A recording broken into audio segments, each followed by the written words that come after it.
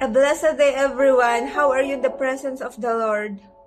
In Psalm chapter 7, verse 10, says, God is my shield, saving those whose hearts are true and right. Amen. A shield is a piece of armor providing protection against the attacks of the evil one, the attacks of the enemy. The enemy is Satan. Amen.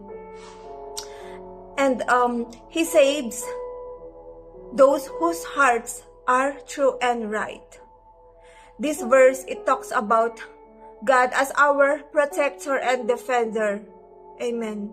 And the author of this chapter, who is David, always seeks God's protection and justice against the attack of the enemy.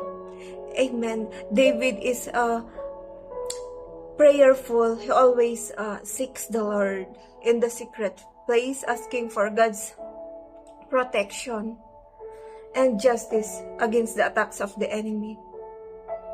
And ang tinutukoy po dito na those whose hearts are true and right ay yung mga sincere, righteous in their intentions and actions.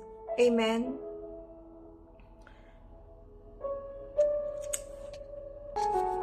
Living with integrity and righteousness is very crucial for experiencing God's saving power.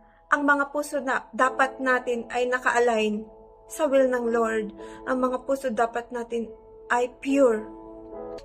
God is our defender and protector. Amen. God is our Savior, ultimately fulfilled in Jesus Christ, who offers salvation to all who believe in Him and live righteously. Hallelujah. So, mga kapatid, we continually seek the Lord in the secret place, asking for His protection and justice against the attacks of the enemy. In times of troubles, may mga pinagdadaanan man tayo, we are rest assured that God will act justly because He is the God of justice. Even when human justice fails, alam natin na ang God ay just. And He will save those who are committed to righteousness. Amen.